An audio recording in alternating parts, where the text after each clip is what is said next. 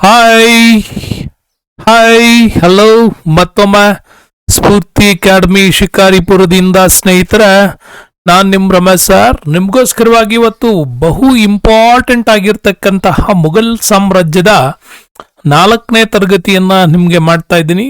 Class number 4 Akbar ಮಹಾಶಯನ ಬಗ್ಗೆ ಹೇಳ್ಕೊಡ್ತೀನಿ. ಇವತ್ತು ಮೊಘಲ್ ಸಾಮ್ರಾಜ್ಯದ ಬಳಿ ಬಹಳ ಸಿಂಪಲ್ ಆಗಿ ಅಕ್ಬರ್ನನ್ನ ಹೇಗೆ ಕಲಿಯೋದು ಅನ್ನೋದ್ರ ಬಗ್ಗೆ ಬಹಳ ಅದ್ಭುತವಾಗಿ ನಿಮಗೆ ವಿತ್ ಮ್ಯಾಪ್ ಸಮೇತ ನೆನಪಿಟ್ಕೊಳ್ಳೋ ಹಾಗೆ ಸಿಂಪಲ್ ಐಡಿಯಾದಲ್ಲಿ ನಿಮಗೋಸ್ಕರ ಹೇಳ್ಕೊಡ್ತೀನಿ. ಮೊಘಲ್ ಸಾಮ್ರಾಜ್ಯದ ಅಕ್ಬರ್ ಮಹಾಶಯನ ಬಗ್ಗೆ ನಾವು ಎಕ್ಸಾಮ್ಸ್ ಪಾಯಿಂಟ್ ಆಫ್ ವ್ಯೂ ಇಂದ ಹೇಗೆ ನೆನಪಿಟ್ಕೊಳ್ಬೇಕು ಅನ್ನೋದನ್ನು ಕೂಡ ಹೇಳ್ಕೊಡ್ತೀನಿ.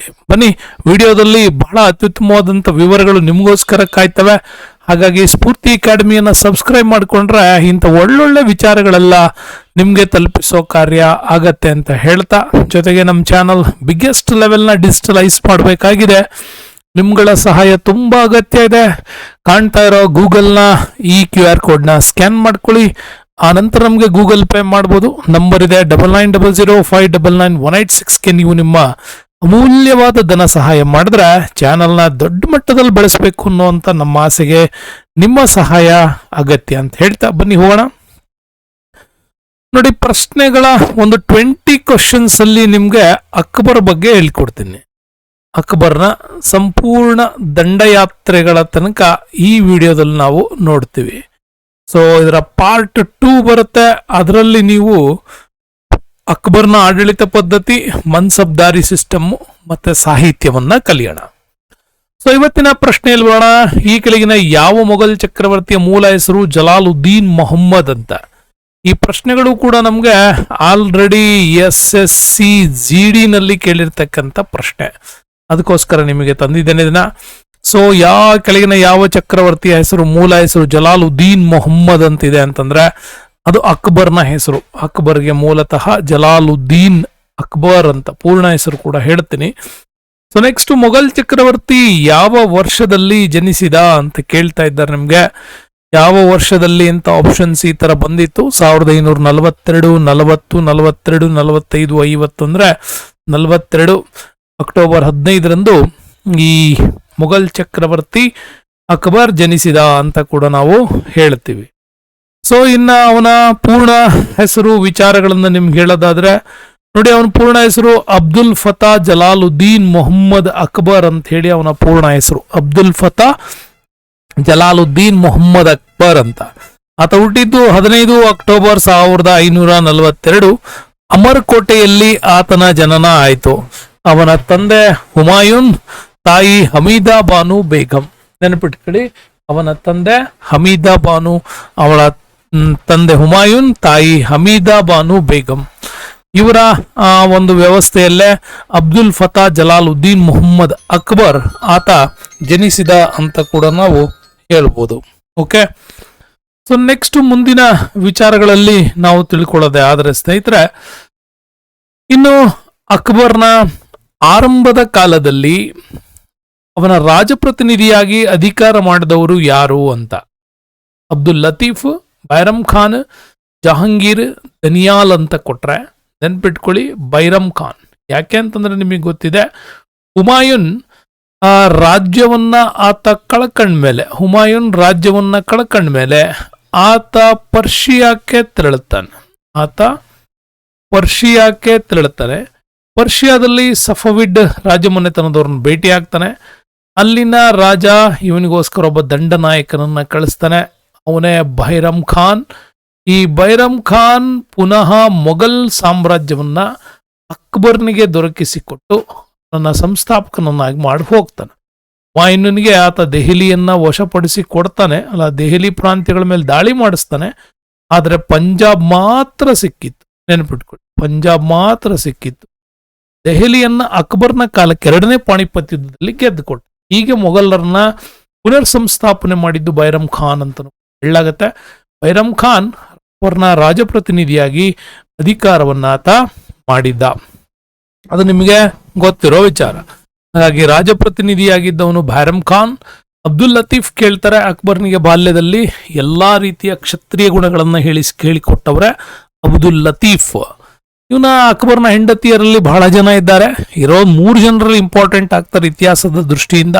ರುಖಯ್ಯಾ ಸುಲ್ತಾನಾ ಬೇಗಂ, ಸಲೀಮಾ ಸುಲ್ತಾನಾ ಬೇಗಂ ಮತ್ತು ಮರಿಯಂ ಉಜ್ ಜಮಾನಿ ಅಂತ. ಇವ್ರು 3 ಜನ ಇವರ ಹೆಂಡತಿಯರು. ಇನ್ನು ಮಕ್ಕಳ ವಿಚಾರಕ್ಕೆ ಬಂದ್ರೆ ಹಸನ್ ಮಿರ್ಜಾ, ಹುಸೇನ್ ಮಿರ್ಜಾ, ಜಹಾಂಗೀರ್ ಇಲ್ಲಿ ವೆರಿ ಇಂಪಾರ್ಟೆಂಟ್. ಓಕೆ, ಜಹಾಂಗೀರ್, ಆಮೇಲೆ ಮುರಾದ್ ಮಿರ್ಜಾ, ದನಿಯಾಲ್ ಮಿರ್ಜಾ, ಶಹಜಾದಿ ಖಾನಂ ಇವಳು ಮಗಳು, ಶಕ್ತ ಉನ್ನೀಸಾ ಬೇಗಂ ಮತ್ತು ಆರಂ ಬಾನು ಬೇಗಂ. ಓಕೆ, 3 ಜನ ಹೆಣ್ಣು ಮಕ್ಕಳು ಇವಿಷ್ಟು. ಹೆಂಡತಿಯರು ಬಹಳ ಜನ ಇದ್ದಾರೆ. ಸೊ ಹಾಗಾಗಿ ನಮ್ಮ ಪರೀಕ್ಷಾ ದೃಷ್ಟಿಯಿಂದ ಇಲ್ಲಿ ನಮ್ಗೆ ಜಹಾಂಗೀರ್, ದನಿಯಾಲ್, ಮುರಾದ್ ಇವ್ರು 3 ಜನ ಇಂಪಾರ್ಟೆಂಟ್. ಹಾಗಾಗಿ ಇವ್ರ ಹೆಸರನ್ನ ನಿಮ್ಗೆ ಸೇರಿಸಲಾಗ್ತಾ ಇದೆ. ಓಕೆ, ಅಲ್ಲಿ ನೆನ್ಪಿಟ್ಕೊಂಡ್ರಲ್ಲ, ರಾಜಪ್ರತಿನಿಧಿಯಾಗಿ ಮತ್ತೆ ಗುರುಗಳಾಗಿ ಅಂತ. ನೆಕ್ಸ್ಟು ಅಕ್ಬರ್ ಇಷ್ಟೆಲ್ಲ ಹೋರಾಟ ಮಾಡಿದ್ಮೇಲೆ ಆತ ಮರಣ ಹೊಂದಿದ ನಂತರ ಅವನ ಸಮಾಧಿ ಎಲ್ಲಿತ್ತು ಅಂತ. ಸೊ ಅಮರ್ಕೋಟೆನಲ್ಲಿತ್ತ, ಫತೇಪುರ್ ಸಿಕ್ರಿನ, ಸಿಕಂದ್ರನ, ಅಹಮದಾಬಾದ್ ಅಂತ. ಉತ್ತರ ನಿಮ್ಗೆ ಆತನ ಸಮಾಧಿ ಇರೋದು ಸಿಕಂದ್ರಾದಲ್ಲಿ. ಅವನು ಮರಣ ಹೊಂದಿದ್ದು ಫತೇಪುರ್ ಸಿಕ್ರಿನಲ್ಲಿ. ಅವನು ಹುಟ್ಟಿದ್ದು ಅಮರ್ಕೋಟೆನಲ್ಲಿ. ಅಹಮದಾಬಾದ್, ದಕ್ಕನ್ನಲ್ಲಿ ಆತ ಚಾಂದ್ ಬೀಬಿ ವಿರುದ್ಧ ನಡೆಸಿದ ಹೋರಾಟದ ಕ್ಷಣಗಳು ಮಾತ್ರ. ಸೊ ಅಲ್ಲಿಗೆ ಅವನ ಮರಣ ಹೊಂದಿದ ಸ್ಥಳವನ್ನು ನೀವು ನೆನ್ಪಿಟ್ಕೋಬೇಕು. ಫತೇಪುರ್ ಸಿಕ್ರಿ, ಸಮಾಧಿ ಇರೋದು ಸಿಕಂದ್ರಾದಲ್ಲಿ. ಈ ಸಿಕಂದ್ರಾದಲ್ಲಿ ಸಮಾಧಿಯನ್ನು ನಿರ್ಮಾಣ ಮಾಡಿದ್ದು 1605ರಿಂದ 13ರಲ್ಲಿ ಜಹಾಂಗೀರ್ ಇದನ್ನು ನಿರ್ಮಾಣ ಮಾಡಿದ. ಆಗ್ರಾ ನಗರದ ಸಮೀಪದಲ್ಲೇ ಈ ಸಿಕಂದ್ರಾದಲ್ಲಿ ಅವನ ಒಂದು ಸಮಾಧಿ ಇದೆ. ಬಿಳಿ ಅಮೃತ ಶಿಲೆಯಿಂದ ನಿರ್ಮಾಣ ಮಾಡಲಾಗಿದೆ. ಜೊತೆಗೆ 4 ಮೀನಾರ್ಗಳ ಮಧ್ಯದಲ್ಲಿ ಅವನ ಸಮಾಧಿಯನ್ನ ಆತ ಕಟ್ಟಲಾಗಿದೆ ಅಂತ. ಈ ಸಮಾಧಿಯ ಸುತ್ತನೂ ಕೂಡ ಉದ್ಯಾನವನವನ್ನ ನಿರ್ಮಾಣ ಮಾಡ್ತಾಳೆ. ಆ ಉದ್ಯಾನವನವನ್ನ ನಿರ್ಮಾಣ ಮಾಡಿದ್ದು ಮಾತ್ರ ಮರಿಯಂ ಉಜ್ ಜಮಾನಿ. ಅದಕ್ಕೋಸ್ಕರ ನಿಮಗೆ ಹೇಳ್ತಾ ಇರೋದು, ಯಾಕೆ ಇವ್ರ ಹೆಸರು ಇಂಪಾರ್ಟೆಂಟ್ ಆಗ್ತವೆ ಹೆಂಡತಿಯರು ಅಂದ್ರೆ ಇಂಥ ಪ್ರಶ್ನೆಗಳನ್ನು ಕೇಳ್ತಾರೆ. ಸೊ ಸಿಕಂದ್ರಾದಲ್ಲಿ ಸುತ್ತಲೂ ಕೂಡ 4 ಮೀನಾರ್ಗಳ ಮಧ್ಯ ಸುಂದರವಾದಂತಹ ಮೊಘಲ್ ಶೈಲಿಯ ಉದ್ಯಾನವನ್ನ ನಿರ್ಮಾಣ ಮಾಡಿದ್ದು ಯಾರು ಅಂತ. ಹಾಗೆ ನಿರ್ಮಾಣ ಮಾಡಿದ್ದೆ ಮರಿಯಂ ಉಜ್ ಜಮಾನಿ ಅಂತ. ವಿಶೇಷವಾಗಿ ಒಂದು ಮಾಹಿತಿ ನೆನ್ಪಿಟ್ಕೋಬೇಕು. ಲೂಟಿ ಸಂದರ್ಭದಲ್ಲಿ ಔರಂಗಜೇಬನ ಕಾಲದಲ್ಲಿ ಈ ಒಂದು ಅಕ್ಬರ್ನ ಸಮಾಧಿ ಲೂಟಿಯಾಗಿತ್ತು. ರಾಜಾರಾಮ್ ಜಾಟ್ ಈತ ಜಾಟರು ದಂಗೆ ಎದ್ದಿದ್ರು ಔರಂಗಜೇಬನ ವಿರುದ್ಧ ದಂಗೆ ಎದ್ದಾಗ ಈ ಒಂದು ಸಿಕಂದ್ರವನ್ನ ಲೂಟಿ ಮಾಡ್ತಾರೆ. ಬಹಳಷ್ಟು ಚಿನ್ನಾಭರಣಗಳು ಎಲ್ಲವೂ ಕೂಡ ಅವರಿಗೆ ಸಿಕ್ಕಿತ್ತು ಅಂತ ಕೂಡ ಹೇಳಲಾಗತ್ತೆ. ಸೊ ಇದು ಬೇಸಿಕ್ ನೀಡ್ಸ್ ಅಕ್ಬರ್ನ ಬಗ್ಗೆ ನೀವು ತಿಳ್ಕೊಂಡ್ರಿ. ಇನ್ನು ಬರಡ ಸ್ಪೆಷಲ್ ಆಗಿ ಒಂದಿಷ್ಟು ಪ್ರಶ್ನೆಗಳಿದಾವೆ. ಅಕ್ಬರ್ನ್ಗೆ ಈ ಕೆಳಗಿನಗಳಲ್ಲಿ ಯಾವುದು ಮೊಘಲ್ ಚಕ್ರವರ್ತಿ ಅಕ್ಬರ್ನ ಬಿರುದು ಆಗಿತ್ತು ಅಂತ. ದಕ್ಷಿಣದ ಚಕ್ರವರ್ತಿ, ಆಸಿಯಾನಿ, ಜಗದೀಶ್ವರ್, ಮೇಲಿನವು ಎಲ್ಲ ಅಂತ. ಸೊ ಮೇಲಿನ ಎಲ್ಲವೂ ಕೂಡ ಅಕ್ಬರ್ನ ಒಂದು ಬಿರುದುಗಳಾಗಿತ್ತು ಅಂತ. ಈ ಪ್ರಶ್ನೆನೂ ಅಷ್ಟೇ, ಇದು ಕೂಡ ನಿಮಗೆ SSC ನಲ್ಲಿ ಬಂದಿರತಕ್ಕಂಥ ಪ್ರಶ್ನೆ. ಅದರಲ್ಲಿ ವಿವರಣೆಗಳನ್ನು ನೋಡಿದರೆ ದಕ್ಷಿಣದ ಚಕ್ರವರ್ತಿ, ಆಸಿಯಾನಿ, ಜಗದೀಶ್ವರ್, ಬಾದ್ಶಾಹ, ಅಕ್ಬರ್ ದಿ ಗ್ರೇಟ್ ಇವೆಲ್ಲ ಬಿರುದುಗಳು ಅಕ್ಬರ್ನಿಗೆ ಇದ್ದಂತಹ ಮತ್ತು ರಾಷ್ಟ್ರೀಯ ರಾಜ ಅಂತಲೂ ಕೂಡ ಇವ್ರನ್ನೆಲ್ಲ ಕರೀಲಾಗತ್ತೆ. ಸೊ ಈ ಕೆಳಗಿನವರಲ್ಲಿ ಯಾರು ಚಕ್ರವರ್ತಿಗೆ ಆಸಿಯಾನಿ ಅನ್ನುವ ಬಿರುದನ್ನ ನೀಡಿದ್ರು ಅಂತ ಕೇಳಿದ್ರೆ ಆ ಬಿರುದನ್ನ ನೀಡಿದ್ದು ಜಹಾಂಗೀರ್ ಚಕ್ರವರ್ತಿ ಅಕ್ಬರ್ನಿಗೆ ಆಸಿಯಾನಿ ಅನ್ನುವಂಥ ಬಿರುದನ್ನ ಆತ ನೀಡಿದ್ದ ಅಂತ. ಸೊ ಇವೆಲ್ಲ ಸ್ಪೆಷಲ್ ಕ್ವಶನ್ಗಳು ನೆನಪಿಟ್ಟುಕೊಳ್ಳಬೇಕು. ಈ ಕೆಳಗಿನ ಯಾವ ಆಡಳಿತಗಾರನನ್ನ ಪ್ರಬುದ್ಧ ನಿರಂಕುಶ ಆಡಳಿತಗಾರ ಅಂತ ಹೇಳಿ ವರ್ಣನೆ ಮಾಡಲಾಗಿದೆ? ಇತಿಹಾಸಕಾರರು ಬಹಳಷ್ಟು ಜನರು ಕೂಡ ಪ್ರಬುದ್ಧ ನಿರಂಕುಶ ಆಡಳಿತಗಾರ ಅಂತ ಅಕ್ಬರ್ನನ್ನ ಯಾವಾಗಲೂ ಹೊಗಳ್ತಾರೆ. ಸೊ ಹಾಗಾಗಿ ಅಕ್ಬರ್ನನ್ನ ಈ ರೀತಿ ಕರೀತಕ್ಕಂಥದ್ದು ಕೂಡ ಆಗಿತ್ತು. ಸೊ ನೆಕ್ಸ್ಟ್ ಈ ಕೆಳಗಿನ ಯಾವ ಲೇಖಕರು ಅಕ್ಬರ್ ಅವರನ್ನ ಮಧ್ಯಕಾಲೀನ ಭಾರತದ ಮೊದಲ ರಾಷ್ಟ್ರೀಯ ಆಡಳಿತಗಾರ ಅಂತೇಳಿ ಕರೀತಾರೆ ಅಂತ ನೆನ್ಪಿಟ್ಕೊಳ್ಳಿ. ಅಕ್ಬರ್ನನ್ನ ಮಧ್ಯಕಾಲೀನ ಭಾರತದ ಮೊದಲ ರಾಷ್ಟ್ರೀಯ ಆಡಳಿತಗಾರ ಅಂತ ಕರೆದದ್ದು ಯಾರು ಅಂತಂದ್ರೆ ಎಲ್ಫಿನ್ಸ್ಟೋನ್ ಅವರು. RP ತ್ರಿಪಾಠಿ, VS ಸ್ಮಿತ್ ಮತ್ತೆ ಎಲ್ಫಿನ್ಸ್ಟೋನ್ ಹೆಚ್ಚಿನ ಭಾಗದಲ್ಲಿ ಬರೆದಿದ್ದಾರೆ ಮೊಘಲ್ ಇತಿಹಾಸದಲ್ಲಿ. ಸೊ ಹಾಗಾಗಿ ಎಲ್ಫಿನ್ಸ್ಟೋನ್ ಅವರು ಅಕ್ಬರ್ನನ್ನ ಮಧ್ಯಕಾಲೀನ ಭಾರತದ ಮೊದಲ ರಾಷ್ಟ್ರೀಯ ಆಡಳಿತಗಾರ ಅಂತ ಕೂಡ ವರ್ಣನೆ ಮಾಡಿದ್ದಾರೆ. ನೆಕ್ಸ್ಟ್ ಬಂದ್ರೆ ಅಕ್ಬರ್ನಿಗೆ ಮೊಘಲ್ ದೊರೆಯಾಗಿ ಎಲ್ಲಿ ಪಟ್ಟಾಭಿಷೇಕ ಆಯಿತು ಅಂತ. ಅಕ್ಬರ್ಗೆ ನಿಮಗೆ ಗೊತ್ತಿದೆ, ಇನ್ನು ಪೂರ್ಣ ಪ್ರಮಾಣದಲ್ಲಿ ದೆಹಲಿ ಸಿಕ್ಕಿರಲಿಲ್ಲ. ಹಾಗಾಗಿ ಅಕ್ಬರ್ಗೆ ಪಂಜಾಬ್ನ ಕಲ್ನೋರಾದಲ್ಲಿ ಅವನಿಗೆ ಏನ್ ಮಾಡಲಾಯ್ತು, ಸಮಾಧಿಯನ್ನ ಅಥವಾ ಅವನಿಗೆ ಅದು ಪಟ್ಟಾಭಿಷೇಕವನ್ನ ಮಾಡಲಾಯ್ತು. ಓಕೆ, ಸಾರಿ. ನೆಕ್ಸ್ಟ್ ಬರೋಣ. ಈ ಕೆಳಗಿನ ಯಾವ ಲೇಖಕರು ಅಕ್ಬರ್ನ ದೀನಿ ಇಲಾಯಿ ಧರ್ಮದ ರಚನೆಯನ್ನ ಮೂರ್ಖತನದ ಪರಮಾವಧಿ ಅಂತ ಕರೆದಿದ್ದಾರೆ ಅಂತ ವಿನ್ಸೆಂಟ್ ಸ್ಮಿತ್ ಅವರು ಅದನ್ನ ಆ ರೀತಿ ಕರೆದಿದ್ದಾರೆ. ಇದು ನೆಕ್ಸ್ಟ್ ಕೂಡ ಬರ್ತದೆ, ನಿಮ್ಗೆ ಮತ್ತೆ ಹೇಳ್ತೀನಿ. ಇನ್ನು ನಿಮಗೆ ವೆರಿ ಇಂಪಾರ್ಟೆಂಟು, ಅಕ್ಬರ್ ಯಾವ ಲೇಖಕರು ಅಕ್ಬರ್ನ ಅವಧಿಯನ್ನ ಮೊಘಲ್ ಅವಧಿಯ ಸುವರ್ಣ ಯುಗ ಅಂತ ಹೇಳಿ ಕರೀತಾರೆ ಅಂತ, ಅದು ಲೇನ್ ಪೂಲ್ ಅವರು. ಲೇನ್ ಪೂಲ್ ಅವರು ಅಕ್ಬರ್ನ ಆಡಳಿತದ ಅವಧಿಯನ್ನ ಮೊಘಲ್ ಅವಧಿಯ ಸುವರ್ಣ ಯುಗ ಅಂತ ಕೂಡ ಕರೆದಿದ್ದಾರೆ. ಅದು ನಮಗೆ ಚೆನ್ನಾಗಿ ನೆನ್ಪಿಟ್ಕೊಳ್ಬೇಕಾಗತ್ತೆ. ಈ ಕೆಳಗಿನ ಯಾವ ಮೊಘಲ್ ಚಕ್ರವರ್ತಿ ಅನಕ್ಷರಸ್ಥನಾಗಿದ್ದ ಅಂತಂದ್ರೆ ಅಕ್ಬರ್ನ ಹೆಸರು ಬರಿಬೇಕು. ಯಾಕೆ ಅಂತಂದ್ರೆ ಅಕ್ಬರ್ ಆ ಜನನದ ಸಂದರ್ಭದಲ್ಲಿ ಹುಮಾಯೂನ್ಗೆ ರಾಜ್ಯಭಾರ ಇಲ್ಲದೆ ಇರೋದ್ರಿಂದಾಗಿ ಅಕ್ಷರಾಭ್ಯಾಸ ತಪ್ಪೋಗುತ್ತೆ, ಹಾಗಾಗಿ ಆತ ಅನಕ್ಷರಸ್ಥನಾಗಿದ್ದ ಅಂತ. ಮೊಘಲ್ ಚಕ್ರವರ್ತಿ ಯಾವಾಗ ಪಟ್ಟಾಭಿಷಕ್ತನಾದ ಅಂತ ಕೂಡ ಕೇಳಿದ್ರೆ 1556 ಮೊಘಲ್ ಚಕ್ರವರ್ತಿಯ ಪಟ್ಟಾಭಿಷೇಕ ಆಗಿತ್ತು, 14 ಫೆಬ್ರವರಿ 1556ರಲ್ಲಿ. ಅಕ್ಬರ್ ಯಾರನ್ನ ಖಾನ್ ಬಾಬಾ ಅಂತ ಹೇಳಿ ಕರೀತಿದ್ರು ಅಂತ, ಅಕ್ಬರ್ ಯಾವಾಗ್ಲೂ ಕೂಡ ಬೈರಮ್ ಖಾನ್ ಮತ್ತೆ ಮುನಿಮ್ ಖಾನ್ ಇವರಿಬ್ಬರನ್ನು ಕೂಡ ಖಾನ್ ಬಾಬಾ ಅಂತನೂ ಕೂಡ ಕರೀತಾ ಇದ್ರು. ಯಾಕೆಂದ್ರೆ ಒಬ್ಬ ಸಂಸ್ಥಾಪನೆ ಮಾಡಿಕೊಟ್ಟವನು, ಇನ್ನೊಬ್ಬ ಕೂಡ ಅಷ್ಟೇ ಇವನ ಪೂರ್ತಿ ಪ್ರಮಾಣದ ಜವಾಬ್ದಾರಿಯನ್ನ ಹೊತ್ತವನು. ಹಾಗಾಗಿ ಇವರಿಬ್ಬರನ್ನು ಕೂಡ ಅಕ್ಬರ್ ಯಾವಾಗಲೂ ಖಾನ್ ಬಾಬಾ ಅಂತ ಹೇಳಿ ಕೂಡ ಕರೀತಾ ಇದ್ದ. ಈ ಕೆಳಗಿನವರಲ್ಲಿ ಅಕ್ಬರ್ನ ಜೀವನ ಚರಿತ್ರೆಯನ್ನ ಬರೆದವರು ಯಾರು ಅಂತ ಕೇಳ್ತಾರೆ. ಅಕ್ಬರ್ನ ಜೀವನ ಚರಿತ್ರೆಯನ್ನ ಬರೆದವರು ಮೊದಲು ಬರೆದವರು ಬಯಾತ್ ಅಂತ ಇದೆ, ಆದ್ರೆ ಅದಕ್ಕಿನ್ನೂ ಸ್ಪಷ್ಟ ಆಧಾರಗಳಿಲ್ಲ. ಹಾಗಾಗಿ ಅಬುಲ್ ಫಜಲ್ ಅವರು ಮೊದಲ ಬಾರಿಗೆ ಇದನ್ನ ಬರೆದಿದ್ದಾರೆ, ಅದು ನಮಗೆ ನೆನಪಿರಬೇಕು. ಅಬುಲ್ ಫಜಲ್ ಇದರ ರಚನೆಕಾರ. ಪರ್ಷಿಯನ್ ಭಾಷೆಯಲ್ಲಿ 116 ಚಿಕಣಿ ಚಿತ್ರಕಲೆ ಒಳಗೊಂಡಂತಹ ಅದ್ಭುತ ಜೀವನ ಚರಿತ್ರೆ ಗ್ರಂಥ ಯಾವುದು ಅಂತಲೂ ಕೂಡ ಒಂದ್ಸರಿ ಕೇಳಿದ್ದಾರೆ, ನೆನ್ಪಿಟ್ಕೊಳ್ಳಿ. 116 ಚಿಕಣಿ ಚಿತ್ರಕಲೆಗಳನ್ನು ಒಳಗೊಂಡಂತಹ ಅದ್ಭುತವಾದಂತಹ ಒಂದು ಜೀವನ ಚರಿತ್ರೆ ಪುಸ್ತಕ ಅಂದ್ರೆ ಅದು ಅಕ್ಬರ್ ನಾಮ. ಬರೆದವನು ಅಬುಲ್ ಫಜಲ್. ಅದರ ಮೂಲ ಹಸ್ತಪ್ರತಿ ಇವತ್ತು ವಿಕ್ಟೋರಿಯಾ ಮತ್ತೆ ಆಲ್ಬರ್ಟ್ ಮ್ಯೂಸಿಯಂ ಅಲ್ಲಿ ಅದಿರೋದು ನಿಮ್ಗೆ ಗೊತ್ತಾಗುತ್ತೆ. ಸೊ ಇಷ್ಟು ಕೂಡ ನಿಮ್ಗೆ ಪ್ರಶ್ನೆಗಳು ಚೆನ್ನಾಗಿ ಇನ್ನೊಂದು ಸಾರಿ ರಿಪೀಟ್ ಗೊತ್ತಾಗಬೇಕು ನಿಮ್ಗೆ. ಯಾಕೆ ಅಂತಂದ್ರೆ ವೆರಿ ಇಂಪಾರ್ಟೆಂಟ್ ಕ್ವಶನ್ಸ್ಗಳಿದು. ಓಕೆ, ಅಕ್ಬರ್ ಚಕ್ರವರ್ತಿಗಿದ್ದಂತ ಬಿರುದುಗಳು ಅಂತ ಕೇಳಿದ್ರೆ ದಕ್ಷಿಣದ ಚಕ್ರವರ್ತಿ ಆರ್ಷ ಆಶಿಯಾನಿ ಜಗದೀಶ್ವರ್ ಅಂತ. ಆರ್ಷ ಆಶಿಯಾನಿ ಬಿರುದನ್ನ ನೀಡಿದವರು ಜಹಾಂಗೀರ್. ಪ್ರಬುದ್ಧ ನಿರಂಕುಶಾಡಳಿತಗಾರ ಅಂತ ಮೊಘಲರಲ್ಲಿ ಯಾರನ್ನು ಕರೀತಾರೆ ಅಂತಂದ್ರೆ, ನೋಡಿ, ನಿರಂಕುಶಾಡಳಿತಗಾರ ಅಂತ ಕರೆಯೋದು ಜಹಾಂಗೀರ್ ಮುಂದೆ ಔರಂಗಜೇಬ್ಗೂ ಕರೀತಾರೆ, ಆದ್ರೆ ಪ್ರಬುದ್ಧ ನಿರಂಕುಶಾಡಳಿತಗಾರ ಅಂದ್ರೆ ಅಕ್ಬರ್ಗೆ ಹೇಳ್ತೀವಿ.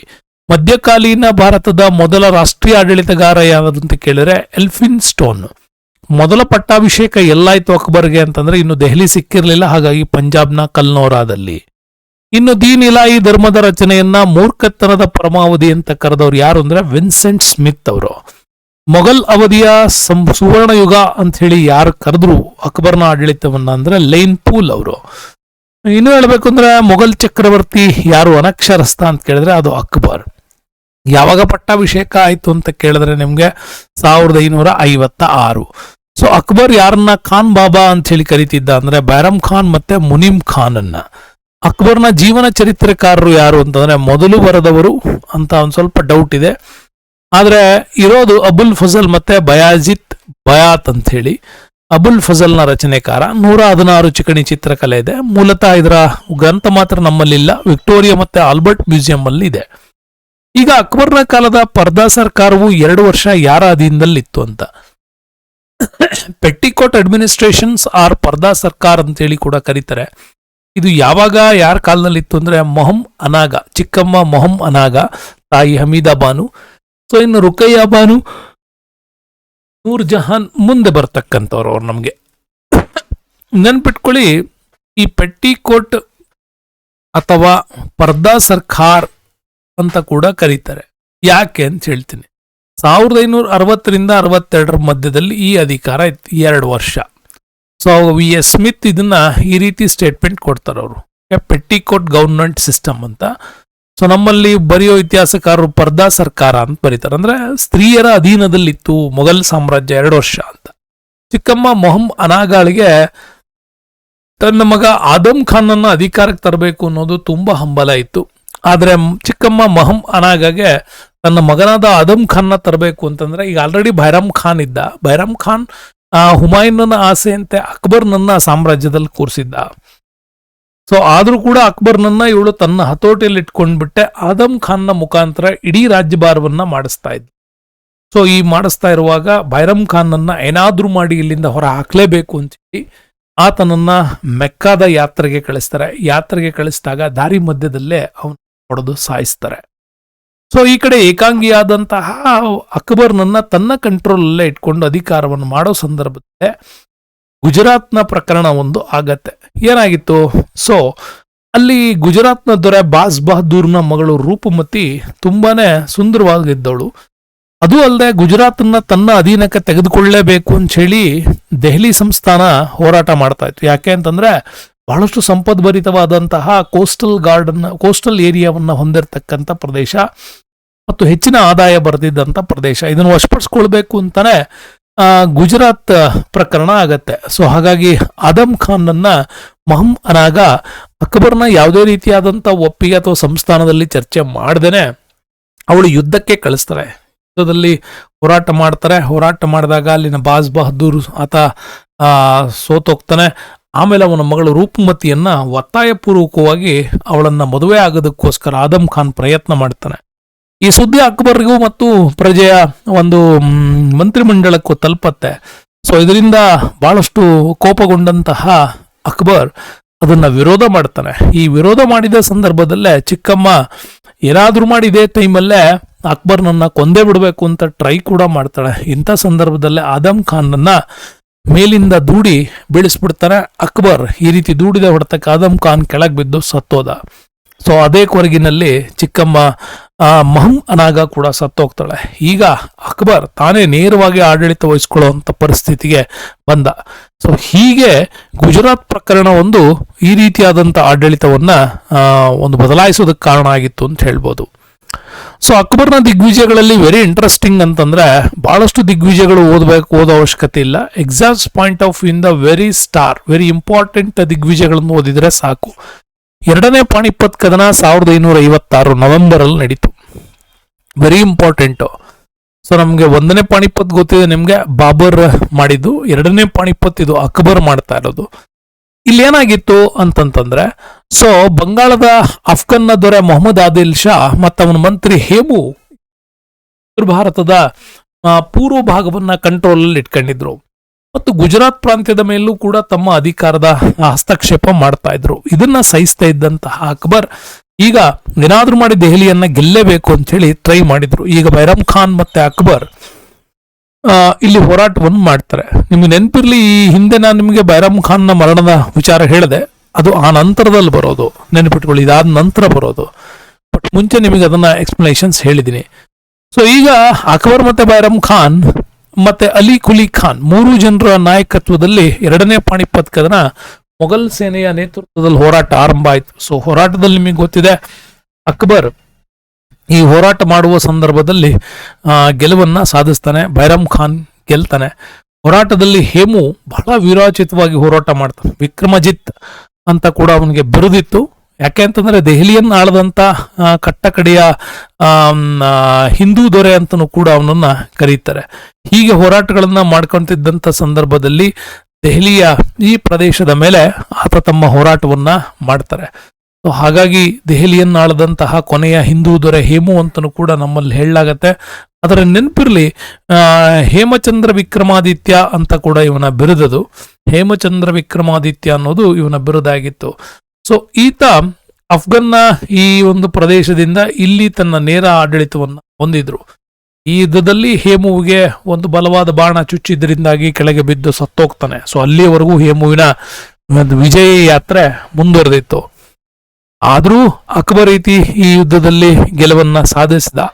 ಇದರಿಂದ ಪರಿಣಾಮ ಏನಾಯ್ತು ಅಂತ ಇಂಪಾರ್ಟೆಂಟ್. ಇಲ್ಲಿ ಅಫ್ಘನ್ರ ಆಡಳಿತ ಕೊನೆಗೊಳ್ಳುತ್ತೆ. ದೆಹಲಿ ಮೊಘಲರ ವಶ ಆಯ್ತು. ಅವತ್ತಿಂದ ದೆಹಲಿ ಮೊಘಲರ ಒಂದು ರಾಜಧಾನಿಯಾಗಿ ಮುಂದುವರಿತು. ಹಿಂದೂ ದೊರೆ ಹೇಮು ದೆಹಲಿಯನ್ನಾಳದಂತ ಕೊನೆಯ ದೊರೆ ಆಗ್ತಾನೆ. ಸೂರ್ ಸಂತತಿ ಆಡಳಿತ ಇಲ್ಲಿಗೆ ಕೊನೆಗೊಳ್ತು. ಸಿಕಂದರ್ ಸೂರಿಗೆ ಮಾನ್ ಕೋಟೆನಲ್ಲೊಂದು ಆಶ್ರಯ ಕೊಡ್ತಾರೆ. ಇನ್ನು 1557 ಮೊಹಮ್ಮದ್ ಆದಿಲ್ ಶಾ ಮರಣದೊಂದಿಗೆ ಈ ಒಂದು ಸಂಪೂರ್ಣವಾಗಿರ್ತಕ್ಕಂಥ ಯುದ್ಧದ ಪರಿಣಾಮ ಕಂಪ್ಲೀಟ್ ಆಗಿತ್ತು ಅಂತ ಹೇಳ್ಬೋದು. ಹಾಗಾಗಿ ಪಾಣಿಪತ್ ಕದನ ನಿಮ್ಗೆ ವೆರಿ ಇಂಪಾರ್ಟೆಂಟು.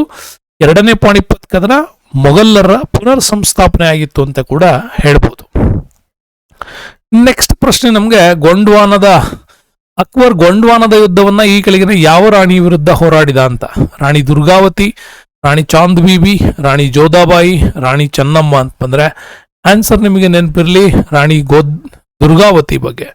ದುರ್ಗಾವತಿ ಬಗ್ಗೆ ನಿಮಗೆ ನವದುರ್ಗೆಯರು ಅನ್ನೋ ಸೀರೀಸ್ ಮಾಡಿದ್ದೆ, 9 ವಿಡಿಯೋಗಳು, 9 ನವದುರ್ಗೆಯರ ರೂಪದಲ್ಲಿ ಇತಿಹಾಸ ವರ್ಣನೆ ಮಾಡಿದೆ. ಆ ವಿಡಿಯೋಗಳ ಲಿಂಕ್ ಕೂಡ ಕೆಳಗಡೆ ಡಿಸ್ಕ್ರಿಪ್ಷನ್ಸ್ ಅಲ್ಲಿ ಇರುತ್ತೆ, ಮರಿಬೇಡಿ, ಚೆನ್ನಾಗಿದೆ ನೋಡಿ. ಇದು ಗೊಂಡ್ವಾನದ ಯುದ್ಧ. ಸೊ ಗೊಂಡ್ವಾನದ ಯುದ್ಧ ನಡೆದದ್ದು 1564.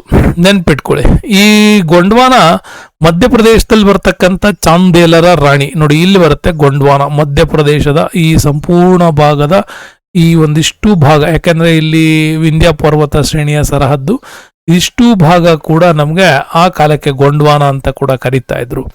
ಇಲ್ಲಿ ದಲ್ಪತ್ ಶಾ ಅಧಿಕಾರದಲ್ಲಿದ್ದ. ಸೊ ಹಾಗಾಗಿ ರಾಣಿ ದುರ್ಗಾವತಿ ದಲ್ಪತ್ ಶಾನ ಹೆಂಡತಿ. ಈಗ ದಲ್ಪತ್ ಶಾ ಮರಣ ಹೊಂದಿದ ನಂತರ ಈ ಪ್ರದೇಶವನ್ನ ಅಪ್ರಾಪ್ತ ತನ್ನ ಮಗನಾಗಿರ್ತಕ್ಕಂಥ ವೀರನಾರಾಯಣನನ್ನ ಅಧಿಕಾರದಲ್ಲಿ ಇಟ್ಕೊಂಡ್ಬಿಟ್ಟು ರಾಣಿ ದುರ್ಗಾವತಿ ಇಲ್ಲಿ ಆಡಳಿತ ಮಾಡ್ತಾ ಇದ್ಲು. ಆದರೆ ಈ ಪ್ರದೇಶವನ್ನ ಗೆಲ್ಲಲೇಬೇಕು ಅನ್ನೋ ಕಾರಣಕ್ಕಾಗಿ ಮೊಘಲರ ನಾಯಕತ್ವದ ಅಸಫ್ ಖಾನ್ ಈತ ದಂಡಯಾತ್ರೆಗೆ ಬಂದಿದ್ದ. ಸೊ ಬಂದಿದ್ದ ದಂಡಯಾತ್ರೆಯಲ್ಲಿ ಹೋರಾಟವನ್ನೇನೋ ಮಾಡ್ತಾ ಇದ್ರು. ಆದ್ರೆ ಇಲ್ಲಿ ಏನಾಗಿತ್ತು ಅಂತಂದ್ರೆ ರಾಣಿಯ ಸೇನೆಯ ಮುಖಂಡನೇ ಇಲ್ಲಿ ರಾಣಿಗೆ ದ್ರೋಹ ಎಗ್ದದ್ದು ಕೂಡ ನಮ್ಗೆ ಕಾಣುತ್ತೆ. ಈ ಸಂದರ್ಭದಲ್ಲೇ ಗೊಂಡ್ವಾನದ ಯುದ್ಧ 1564 ನಡೀತು. ಯುದ್ಧದಲ್ಲಿ ರಾಣಿ ದುರ್ಗಾವತಿ ಅವಳು ಮರಣ ಹೊಂದಿದ್ಲು. ಸೊ ಈ ಮರಣ ಹೊಂದಿದ್ದರ ಪರಿಣಾಮವನ್ನ ಇವತ್ತು ಕೂಡ ಮಧ್ಯಪ್ರದೇಶದಲ್ಲಿ 24 ಜೂನ್ 1564 ನಡೆದಂತ ಈ ಘಟನೆ. ಹಂಗಾಗಿ 24 ಜೂನ್ ಅನ್ನ ಪ್ರತಿ ವರ್ಷ ಮಧ್ಯಪ್ರದೇಶ್ ಬಲಿದಾನ್ ದಿವಸ್ ಅಂತ ಕೂಡ ಇವತ್ತು ಕೂಡ ಆಚರಣೆ ಮಾಡ್ತಾ ಇದೆ. ಇದು ವೆರಿ ಇಂಪಾರ್ಟೆಂಟ್. ಓಕೆ, ಗೊಂಡ್ವಾನದ ರಾಣಿ ಬಗ್ಗೆ ಫುಲ್ ಡೀಟೇಲ್ ನಿಮ್ಗೆ ಇನ್ನೊಂದು ವಿಡಿಯೋ ಮಾಡಿದ್ದೀನಿ, ನವದುರ್ಗೆಯರು, ಅದರಲ್ಲಿ ನೀವು ನೋಡ್ಬೋದು. ನೆಕ್ಸ್ಟ್ ಬರೋಣ. ಗೊಂಡ್ವಾನದ ಗೆಲುವಿನ ನಂತರ ಈ ಕೆಳಗಿನ ಹೇಳಿಕೆಗಳಲ್ಲಿ ಯಾವುದು ಅಥವಾ ಯಾವುವು ತಪ್ಪಾಗಿದೆ? ಅಕ್ಬರ್ ಮೇವಾಡ ಯುದ್ಧವನ್ನ ರಾಣಾ ಪ್ರತಾಪ್ ಸಿಂಹನ ಜೊತೆ ಹೋರಾಡಿ ಗೆದ್ದ. ಅಕ್ಬರ್ ಹಳದಿಘಾಟ್ ಯುದ್ಧವನ್ನ ರಾಣಾ ಉದಯ ಸಿಂಹನ ಜೊತೆ ಹೋರಾಡಿ ಗೆದ್ದ ಅಂತ. ಸೊ ಇದು ನಿಮಗೆ ವೆರಿ ಇಂಪಾರ್ಟೆಂಟ್. ಉತ್ತರ ಕೊಟ್ಟಿಲ್ಲ ನಾನಿಲ್ಲಿ, ಆದ್ರೂ ನೀವು ಗೆಸ್ ಮಾಡ್ಬೋದಾ? 1 ಹೇಳಿಕೆ ಸರಿ ಇದೆ ಅಥವಾ 2 ಹೇಳಿಕೆ ಸರಿ ಇದೆ, 1, 2 ಕೂಡ ಸರಿ ಇದೆ, 1, 2 ಕೂಡ ತಪ್ಪಿದೆ ಅಂತ ಕೊಟ್ರೆ ಗೆಸ್ ಮಾಡ್ತೀರಾ? ಸೊ ಗೆಸ್ ಮಾಡಿ, ಆನ್ಸರ್ ನೀವು ಮನಸ್ಸಲ್ಲಿ ಮಾಡ್ಕೊಳ್ಳಿ ಅಥವಾ ಒಂದು ಟೈಪ್ ಮಾಡಿ, ಅಷ್ಟೊತ್ತಿಗೆ ನಿಮಗೆ ಗೊತ್ತಾಗತ್ತೆ ಇದು ಏನು ಅಂತ. ಓಕೆ, ಆಕ್ಚುಲಿ ಇದಕ್ಕೆ ಆನ್ಸರ್ ಬಂದ್ಬಿಟ್ಟು ಇದು 2 ಹೇಳಿಕೆ ತಪ್ಪು. ಮೇವಾಡ ಯುದ್ಧವನ್ನ ಮಾಡಿದ್ದು ರಾಣಾ ಉದಯ ಸಿಂಹನ ಜೊತೆ, ಹಳದಿಘಾಟ್ ಮಾಡಿದ್ದು ರಾಣಾ ಪ್ರತಾಪ್ ಸಿಂಹನ ಜೊತೆ. ಸೊ ಹಂಗಾಗಿ 2 ಹೇಳಿಕೆ ತಪ್ಪಾಗಿದೆ. ಈ ರೀತಿ ಹೇಳಿಕೆ ಕೊಟ್ರೆ ಅದು ಸರಿಯಾಗಬೇಕಾಗಿತ್ತು. ಸೊ ಇದು ನಿಮ್ಗೆ ಚೆನ್ನಾಗಿ ಗೊತ್ತಿರಲಿ. ನೋಡಿ, ಮೇವಾಡ ಮತ್ತೆ ನಮ್ಮ ಮುಂದಿನ ಹಳದಿಘಾಟ್ 2 1/1 ನಡೆದಂತ ಯುದ್ಧಗಳಿವು. 1768ರಲ್ಲಿ ಮೊದಲಿಗೆ ಚಿತ್ತೂರ್ನ ರಾಣಾ ಉದಯ್ ಸಿಂಗ್ ವಿರುದ್ಧ ಹೋರಾಟ. ಯಾಕೆ ಅಕ್ಬರ್ ಉದಯ್ ಸಿಂಗ್ ವಿರುದ್ಧ ಹೋರಾಟ ಮಾಡ್ದ ಅಂತಂದ್ರೆ, ಈ ಉದಯ್ ಸಿಂಗ್ ಯಾವಾಗಲೂ ಕೂಡ ಟೀಕೆ ಮಾಡ್ತಾ ಇದ್ದ. ಓಕೆ, ಈ ಮೊಘಲರ ಜೊತೆ ಈ ರಜಪೂತರು ಮಾಡಿಕೊಂಡಂತಹ ಒಪ್ಪಂದಗಳನ್ನ ಅವನು ಯಾವಾಗಲೂ ಕೂಡ ವಿರೋಧ ಮಾಡ್ತಾ ಇದ್ದ. ಸೊ ನೀವು ಯಾಕೆ ರಜಪೂತರು ಮೊಘಲರ ವಿರುದ್ಧ ಸಂಬಂಧ ಬೆಳೆಸ್ತೀರಿ, ಇದು ನೀವು ತಪ್ಪು ಅಂತ ಎಲ್ಲ ರಜಪೂತರಿಗೆ ಬೈತಾ ಇದ್ದ. ಹಂಗಾಗಿ ರಜಪೂತರ ಒಂದು ಅಕ್ಬರ್ನ ವಿರುದ್ಧ ಒಕ್ಕೂಟವನ್ನು ಮಾಡ್ತಾ ಇದ್ದಾನೆ ಅನ್ನೋ ಕಾರಣಕ್ಕಾಗಿ ಅಕ್ಬರ್ನ ದಳಪತಿಗಳು ಬಂದು ಹೇಳ್ತಾರೆ. ಇದರಿಂದಾಗಿ ರಾಣಾ ಉದಯ್ ಸಿಂಗ್ ವಿರುದ್ಧ ಈಗ ಹೋರಾಟವನ್ನು ಶುರು ಮಾಡಬೇಕಾಗಿತ್ತು ಮೊಘಲರು. ಹಾಗೆ ರಜಪೂತರ ನಾಯಕತ್ವ ವಹಿಸ್ಕೊಂಡವನು ಉದಯ್ ಸಿಂಗ್, ಅವ್ರ ಜೊತೆಗೆ ಸೇನಾ ನಾಯಕನಾಗಿದ್ದ ಜೈಮಲ್ ಮತ್ತೆ ಪಟ್ಟಾರು, ಇವರಿಬ್ರು ಕೂಡ ಸೇನಾಮಣಿಗಳು ಆ ಕಾಲಕ್ಕೆ ಹೋರಾಟ ಮಾಡಿದ್ರು. ಹೋರಾಟದಲ್ಲಿ ಮೊಘಲ್ ಸೇನೆ ನಾಯಕತ್ವವನ್ನು ಅಸಫ್ ಖಾನ್ ವಹಿಸಿದ್ದ. ಈ ಅಸಫ್ ಖಾನ್ ಈ ಮೊಘಲ್ ನಾಯಕತ್ವವನ್ನು ವಹಿಸಿದ್ದ. ಈ ನಾಯಕತ್ವದ ಪರಿಣಾಮ ಏನಾಯ್ತು ಅಂದ್ರೆ ರಜಪೂತರಿಗೆ ಸೋಲಾಯ್ತು. ರಾಣಾ ಉದಯ್ ಸಿಂಗ್ ಆತ ಅರಾವಳಿ ಬೆಟ್ಟಗಳಲ್ಲಿ ಕಾಣೆಯಾಗಿ ಮರಣ ಹೊಂತಾನೆ. ಅಷ್ಟಕ್ಕೆ ಸುಮ್ಮನಾಗ್ಲಿಲ್ಲ. ನಂತರ ಅದೇ ಉದಯ್ ಸಿಂಹನ ಮಗನಾಗಿರ್ತಕ್ಕಂಥ ರಾಣಾ ಪ್ರತಾಪ್ ಸಿಂಗ್ ಹೋರಾಟ ಶುರು ಮಾಡ್ದ. ಹಳದಿಘಾಟ್ 1576ರಲ್ಲಿ ಮೇವಾಡ ಯುದ್ಧದ ಮುಂದುವರೆದ ಭಾಗ ಅಂತ ಕರಿಬಹುದು. ಇದೇ ಒಂದು ಉದಯ ಸಿಂಹನ ರೀತಿಯೇ ರಾಣಾ ಪ್ರತಾಪ್ ಸಿಂಹ ಇಲ್ಲಿ ಹೋರಾಟವನ್ನು ಶುರು ಮಾಡಿದ್ದ. ಈ ಹೋರಾಟವನ್ನು ಕೂಡ ಗೆಲ್ಲಲೇಬೇಕು ಅಂತ ಹೇಳಿ ಮೊಘಲ್ ನಾಯಕತ್ವವನ್ನು ಈಗ ಮಾನ್ ಸಿಂಗ್ ವಹಿಸಿದ್ದ. ಸೊ ಇದರಲ್ಲಿ ಜೂನ್ 18, 1576 ವೆರಿ ಇಂಪಾರ್ಟೆಂಟ್ ಆದಂಥ ಕದನ. ಈ ಕದನದಲ್ಲೇ ಒಂದು ವಿರೋಚಿತ ಕಥೆ ಇದೆ. ಚೇತಕ್ ಬಗ್ಗೆ ಹೇಳಿದೀನಿ ನಿಮಗೆ, ಕುದುರೆ ಎಷ್ಟು ಬಹುಮುಖ್ಯ ಪಾತ್ರವನ್ನು ವಹಿಸಿತ್ತು ಅವತ್ತು ಅಂತ. ಸೊ ಯಾಕೆ ಅಂತಂದ್ರೆ ಮಾನ್ಸಿಂಗ್ ಕೂತಿದ್ದಂತಹ ಆನೆಯ ಮೇಲೆಗರಿ ಕುದುರೆ ಅವರ ಸೊಂಡಿಲಿನ ಮೇಲೆ ಕಾಲಿಟ್ಟು ಎಗರಿತ್ತು. ಹಾಗೆ ಮಾನ್ಸಿಂಗನ ತಲೆಯನ್ನೇ ಸೀಳಿದ್ದ ಪ್ರತಾಪ್ ಸಿಂಹ. ಆದರೂ ಕೂಡ ಮೊಘಲ್ ಸೇನೆಗಳು ಅವನನ್ನು ಬೆನ್ನಟ್ಟಿದಾಗ ಇದೇ ಚೇತಕ್ ಕುದುರೆ ಸುಮಾರು ಬಹಳಷ್ಟು ಅಗಲದ ಆ ಒಂದು ನದಿ ಪಾತ್ರವನ್ನ ಅವತ್ತು ಒಂದೇ ಏಟಿಗೆ ಜಿಗಿದಿ. ಹಾಗೆ ಜಿಗಿಯೋ ಸಂದರ್ಭಕ್ಕಿಂತ ಮುಂಚೆ ಮಾನ್ಸಿಂಗನ ವಿರುದ್ಧ ಹೋರಾಟ ಮಾಡುವ ಸಂದರ್ಭದಲ್ಲಿ ಅಲ್ಲಿ ಅವನ ಕಾಲಿಗೆ ಪೆಟ್ಟಾಗಿತ್ತು. ಹಾಗೆ ಪೆಟ್ಟಾಗಿದ್ದರಿಂದಾಗಿಯೂ ಕೂಡ ಇಲ್ಲಿ ಬಹುಮುಖ್ಯವಾಗಿರ್ತಕ್ಕಂಥ ಈ ಹೋರಾಟ ಕೂಡ ಅಲ್ಲಿ ನಡೆದಿತ್ತು. ಹಾಗಾಗಿ ಮಾನ್ಸಿಂಗನ ಈ ಒಂದು ರೀತಿಯ ನೋವಿನಿಂದಾಗಿನೇ ಇಲ್ಲಿ ಮರಣವನ್ನ ಹೊಂದಬೇಕಾದಂಥದ್ದು ಈ ಚೇತಕ್ ಕುದುರೆ ಕೂಡ ಅಂತ ಹೇಳಬಹುದು. ಇಷ್ಟು ವಿಚಾರಗಳು ನಮ್ಗೆ ಹಲ್ದಿಘಾಟ್ ಯುದ್ಧದಲ್ಲಿ ಕೂಡ ಸಿಗತ್ತೆ. ನೆಕ್ಸ್ಟ್ ಬಂದ್ರೆ ನಮ್ಗೆ ಅಕ್ಬರ್ ಯಾವ ಯುದ್ಧದ ನೆನಪಿಗೆ ಬುಲಂದ್ ದರ್ವಾಜವನ್ನ ನಿರ್ಮಿಸಿದ ಅಂತ ಕೇಳ್ತಾರೆ. ಹಲ್ದಿಘಾಟ್, ಮೇವಾಡ, ಗುಜರಾತ್, ಕಾಬೂಲ್ ಅಂತ ಕೊಟ್ರೆ ಅದು ಗುಜರಾತ್ ಯುದ್ಧ ನಿಮ್ಗೆ ವೆರಿ ಇಂಪಾರ್ಟೆಂಟ್ ಆಗತ್ತೆ. ಇದು ಕೂಡ ವೆರಿ ಇಂಪಾರ್ಟೆಂಟ್. ನೆನ್ಪಿಟ್ಕೊಡಿ, ಗುಜರಾತ್ ಯುದ್ಧ 1572-73 ನಡೆದಂತ ಯುದ್ಧ ಇದು. ಸೊ ನಿಮಗೆ ನೆನಪಿರ್ಲಿ, 72ರಲ್ಲಿ ಅಲ್ಲಿ 3ನೇ ಮುಜಾಫರ್ ಶಾ ಅಧಿಕಾರದಲ್ಲಿದ್ದ. ಅವರನ್ನ ಸೋಲಿಸಿ ಮಿರ್ಜಾ ಕೋಕ್ ನನ್ನ ಅಧಿಕಾರಕ್ಕೆ ತಂದಿದ್ರು. ಬಟ್ ಇವನ ವಿರುದ್ಧವೇ ಅಲ್ಲಿ ಮೊಹಮ್ಮದ್ ಹುಸೇನ್ ಮಿರ್ಜಾ ದಂಗೆ ಎದ್ದಿದ್ದ. ಇವನನ್ನ ಸೋಲಿಸಿಯೇ ಅಕ್ಬರ್ ಅಲ್ಲಿ ಹೋರಾಟವನ್ನು ಮಾಡಿದ್ದ. ಹಂಗಾಗಿ ಅಕ್ಬರ್ 1572 3ನೇ ಮುಜಾಫರ್ ಶಾನನ್ನ ಸೋಲಿಸಿ ಮಿರ್ಜಾ ಕೋಕ್ ನನ್ನ ನೇಮಿಸಿ ಹಿಂದಿರುಗಿದಾಗ ಅದೇ ಮಿರ್ಜಾ ಫ್ಯಾಮಿಲಿಯ ಮೊಹಮ್ಮದ್ ಹುಸೇನ್ ತನ್ನೆಲ್ಲ ನಾಯಕರನ್ನ ಒಟ್ಟುಗೂಡಿಸಿ ಗುಜರಾತ್ ಅಲ್ಲಿ ಆತ ದಂಗೆಯನ್ನ ಶುರು ಮಾಡ್ದ. ಸೂರತ್ತನ್ನ ಗೆದ್ದು ಇಡೀ ಪ್ರಾಂತ್ಯಗಳನ್ನು ವಶಪಡಿಸಿಕೊಂಡು ಬಂಗಾಳದ ಪೋರ್ಚುಗೀಸರ ಜೊತೆಗೆ ಒಪ್ಪಂದವನ್ನ ಮಾಡಿಕೊಂಡು ಅಲ್ಲಿನ ಒಂದು ಮೆಕ್ಕಾ ಯಾತ್ರಿಕರಿಗೆ ಸಹಾಯ ಮಾಡುವ ಜವಾಬ್ದಾರಿಯನ್ನು ವಹಿಸಿ ಬಂದಿದ್ದ. ಬಟ್ ಈಗ ತುಂಬಾನೇ ಹುಸೇನ್ ಮಿರ್ಜಾ ಇದನ್ನ ವಿರೋಧಿಸಿದ್ದ. ಕೇವಲ 9 ದಿನದಲ್ಲಿ, ನೆನ್ಪಿಟ್ಕೊಳ್ಳಿ ಇದನ್ನ ಕ್ಷಿಪ್ರದಾಳಿ ಅಂತ ಯಾಕಂತಾರೆ ಅಂತ, ಕೇವಲ 9 ದಿನದಲ್ಲಿ ಆತ 900 ಮೈಲಿಯನ್ನ ಬಂದಿತ್ತು. ಗುಜರಾತ್, ದೆಹಲಿಯಿಂದ ಗುಜರಾತ್ಗೆ 900 ಮೈಲಿಯನ್ನ ಕೇವಲ 9 ದಿನದಲ್ಲಿ ಬೃಹತ್ ಸೇನೆಯೊಂದಿಗೆ ಬಂದಿದ್ದ. ಹಾಗಾಗಿ ಇದನ್ನ 1573 ಕ್ಷಿಪ್ರದಾಳಿ ಅಂತ ಕೂಡ ಕರೀತಾರೆ. ಹಾಗಾಗಿ ಇಲ್ಲಿಂದ ಮೆಕ್ಕಾಕ್ಕೆ ತೆರಳೋರಿಗೆಲ್ಲ ಇದು ವೆರಿ ಇಂಪಾರ್ಟೆಂಟ್ ಆಗಿರತಕ್ಕಂಥ ದ್ವಾರ ಆಗಿತ್ತು. ಹಾಗಾಗಿದೆ ಇದರ ನೆನಪಿಗಾಗಿದೆ ಫತೇಪುರ್ ಸಿಕ್ರಿಯಲ್ಲಿ ಬುಲಂದ್ ದರ್ವಾಜವನ್ನ ಆತ ನೇಮಕ ಮಾಡ್ದ. ಇದು ನಿಮಗೆ ನೆನಪಿರಲಿ, ವೆರಿ ಇಂಪಾರ್ಟೆಂಟ್. ನೆಕ್ಸ್ಟ್ ಬರ್ತೀವಿ, ಅಕ್ಬರ್ ಯಾವ ದರ್ಗಕ್ಕೆ ಭೇಟಿ ನೀಡಿದ ಸಮಯದಲ್ಲಿ ಅಂಬರದ ರಾಜ ಬಿಹಾರಿ ಮಲ್ ತನ್ನ ಮಗಳು ಜೋಧಾಬಾಯಿಯನ್ನ ವಿವಾಹ ಮಾಡಿಕೊಟ್ಟ ಅಂತ. ನೀವು ನೆನ್ಪಿಡ್ಲಿ, ಖ್ವಾಜಾ ಮೊಯಿನುದ್ದೀನ್ ಚಿಸ್ತಿ ದರ್ಗಾ, ಆ ದರ್ಗಕ್ಕೆ ಭೇಟಿ ನೀಡಿದ ಸಂದರ್ಭದಲ್ಲೇ ಅದು ನಡೆದದ್ದು. ಸೊ 1572 ಚಿತ್ತೂರ್ಗೆ ಭೇಟಿ ಕೊಟ್ಟಿದ್ದ.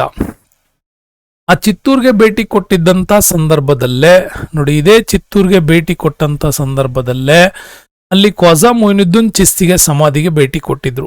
ಈ ಸಂದರ್ಭದಲ್ಲೇ ಅಂಬರದ ರಾಜ ಬಂದ್ಬಿಟ್ಟು ರಾಜ ಬಿಹಾರಿ ಮಲ್ ಆತ ಅಕ್ಬರ್ನ ಒಂದು ಸಾರ್ವಭೌಮತ್ವವನ್ನ ಒಪ್ಪಿಕೊಂಡಿದ್ದ. ಯಾವಾಗ ಅವನ ಸಾರ್ವಭೌಮತ್ವವನ್ನು ಒಪ್ಪಿಕೊಂಡ್ರೋ ಈಗ ಅಂಬರದ ರಾಜ ಬಿಹಾರಿ ಮಲ್ ಈಗ ಮೊಘಲರ ಮನ್ಸಬ್ದಾರ ಆಗಿದ್ದ. ಮುಂದೆ ಇದೇ ರಾಣಿ ಜೋಧಾಬಾಯಿಯನ್ನ ಆತ ಇದರ ಒಂದು ವ್ಯವಸ್ಥೆಗೆ ಮದುವೆ ಮಾಡಿ ಕೊಡ್ತಾನೆ. ಮುಂದೆ ಇದೇ ಬಿಹಾರಿ ಮಲ್ನ ಮಗನಾಗಿರ್ತಕ್ಕಂಥ ರಾಜ ಭಗವಾನ್ ದಾಸ್ ಮೊಮ್ಮಗ ಮಾನ್ ಸಿಂಗ್ ಕೂಡ ಅಕ್ಬರ್ನ ಸೇನೆಯ ಮನ್ಸಬ್ದಾರಿ ವ್ಯವಸ್ಥೆಯಲ್ಲಿ ಸೇರ್ಕೊಳ್ತಾರೆ. ಹೀಗೆ ಜೋಧಾಬಾಯಿ, ಚಿತ್ತೂರು ಮತ್ತೆ ಮೊಘಲ್ ನಡುವಿನ ಒಂದು ಸಂಬಂಧ ಈ ರೀತಿ ಕೂಡ ಬೆಳೆದಿತ್ತು. ನೆಕ್ಸ್ಟ್ ಬರ್ತೀವಿ ಅಕ್ಬರ್ನ ವಾಯುವ್ಯದ ದಾಳಿಗಳು ಅಂತ. ಅಕ್ಬರ್ ದೆಹಲಿಯಿಂದ ಕಾಬೂಲಿಂದ ಸಿಂಧಿಂದ ಕಂದಹಾರಿಂದ ಮತ್ತೆ ಬಲೂಚಿಸ್ತಾನ್ಗಳನ್ನ ಗೆದ್ದು ದೆಹಲಿಗೆ ಬಂದಿದ್ದ. ಸೊ ಇದು ನಿಮ್ಗೆ ಕಾಬೂಲ್ನಲ್ಲಿ 1585-86ರಲ್ಲಿ ಹಕೀಂ ಮಿರ್ಜಾ ವಿರುದ್ಧ ಹೋರಾಟ ಮಾಡಿದ್ದ. 1590ರಲ್ಲಿ ಜಾನಿ ಬೇಗ್ ವಿರುದ್ಧ ಹೋರಾಟ ಮಾಡಿದ್ದ. 1591ರಲ್ಲಿ ಖಾಂದಹಾರ್ ಶಾನ ವಿರುದ್ಧ ಹೋರಾಟ ಮಾಡಿದ್ದ. 1595ರಲ್ಲಿ ಮೀರ್ ಮಸೂದ್ ವಿರುದ್ಧ ದಾಳಿ ಮಾಡಿದ್ದ. ನಿಮ್ಗೆ ಈ ಹೆಸರುಗಳನ್ನು ನೆನ್ಪಿಟ್ಕೊಳ್ಳೋದು ಬೇಡ, ವೆರಿ ಇಂಪಾರ್ಟೆಂಟು. ವಾಯುವ್ಯದ ಯಾವ ಭಾಗಗಳು ಇವನ ಅಧೀನಕ್ಕಿತ್ತು ಅಂತ ಕೇಳ್ತಾರೆ. ಕಾಬೂಲ್, ಸಿಂಧ್, ಕಾಂದಹಾರ್ ಮತ್ತೆ ಬಲೂಚಿಸ್. ಇವು ನಿಮಗೆ ವೆರಿ ಇಂಪಾರ್ಟೆಂಟ್ ಆಗುತ್ತೆ. ವಾಯುವ್ಯ ದಾಳಿಯಲ್ಲಿ ಇವು 4 ವೆರಿ ಇಂಪಾರ್ಟೆಂಟ್. ನೆಕ್ಸ್ಟ್ ಬರ್ತೀವಿ, ಅಕ್ಬರ್ನ ದಕ್ಕನ್ ಪ್ರದೇಶದಲ್ಲಿ ಗೆದ್ದ ಏಕೈಕ ರಾಜ್ಯ ಯಾವುದು ಅಂತ ಕೇಳ್ತಾರೆ. ಅಕ್ಬರ್ ದಕ್ಷಿಣದಲ್ಲಿ ಗೆದ್ದಂತ ಏಕೈಕ ರಾಜ್ಯ ಯಾವುದು ಅಂತ ಕೇಳ್ತಾರೆ. ನೆನ್ಪಿಟ್ಕೊಳ್ಳಿ, ಅವಾಗ ಅಹಮದ್ನಗರ, ಖಾಂದೇಶ, ವಿಜಯನಗರ, ಮೈಸೂರು ಪ್ಲೇಯರ್ ಸೊ ಅಲ್ಲಿ ಶಾಹಿ ದೊರೆಗಳು, ನಿಜಾಂ ಶಾಹಿಗಳ ಅಹಮದ್ನಗರದ ಮೇಲೆ ದಾಳಿ ಮಾಡ್ತಾನೆ. ಆದರೆ ವಶಪಡಿಸಿಕೊಂಡಿದ್ ಮಾತ್ರ ಖಾಂದೇಶವನ್ನು ಮಾತ್ರ ಆತ ವಶಪಡಿಸಿಕೊಂಡಿ. ನೆನ್ಪಿಟ್ಕೊಳ್ಳಿ, ಅಹಮದ್ನಗರದಲ್ಲಿ ನಿಜಾಂ ಶಾಹಿಗಳ ರಾಣಿ ಚಾಂದ್ ಬೀಬಿ ವಿರುದ್ಧ ಹೋರಾಟ ಮಾಡ್ತಾರೆ. ಚಾಂದ್ ಬೀಬಿ ಮೊದಲಾರ್ಧದಲ್ಲಿ ಸೇನಾ ನಾಯಕರನ್ನ ಸೋಲ್ಸಿದ್ಲು. ಕೊನೆ ನಂತರ ಮೊಘಲ್ ಸೇನೆ ವಿರುದ್ಧ ಒಪ್ಪಂದವನ್ನ ಮಾಡಿಕೊಳ್ತಾಳೆ.